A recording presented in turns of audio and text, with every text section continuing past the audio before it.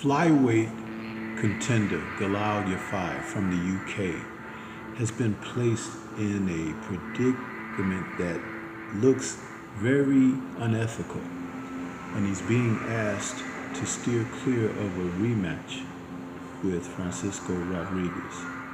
Let's talk about the controversy with this situation that occurred between these two men when they fought in June.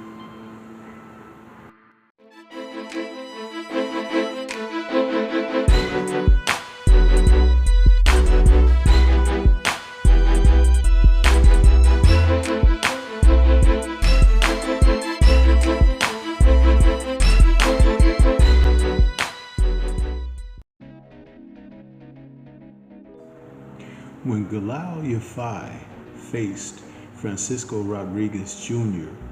on June 21st, he thought that he was going for a WBC interim flyweight title shot with an opportunity on the other end, if victorious, to challenge for the world title.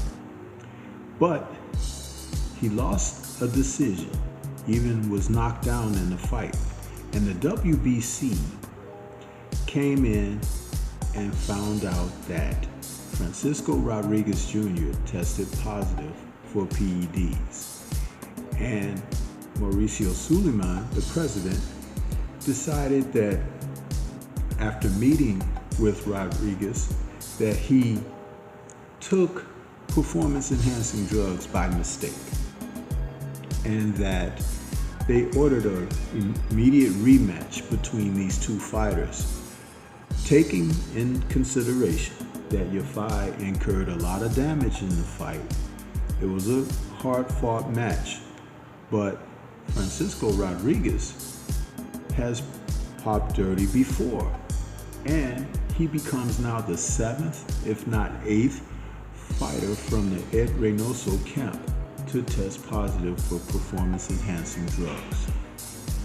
When the two fought, Yafai was up against an elder fighter who, at the age of 32, with over 40 plus fights, even though he's 32 himself and only has 10 fights, he was up against a guy who was relentless and had no emptied gas tank.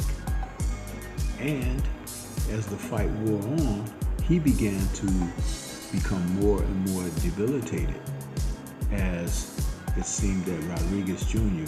was gaining momentum. Now that we know that he is popped dirty, we know why his gas tank stretched beyond what Yafai was able to get done. But the WBC once again had an opportunity to right the ship, and they did the wrong thing once again. Yafai should still have an undefeated record. They didn't take it and make the fight a no contest. They just ordered an immediate rematch.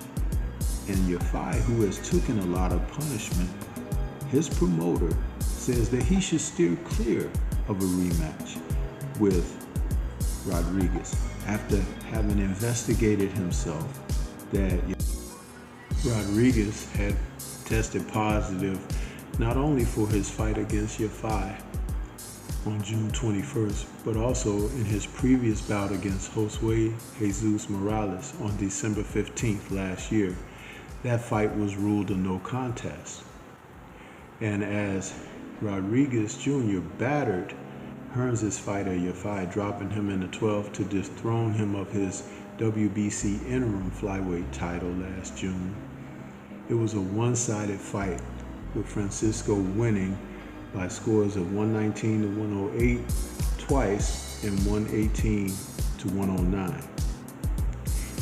You can look at Suleiman and Reynoso, and you could see that these two are working in tandem. It is corruption at the core, and Reynoso has yet to be punished, or anyone from his camp be punished in the appropriate manner. And remember, the most famous of fighters in his camp is Canelo Alvarez, who has a big fight coming up this September against Terrence Bud Crawford.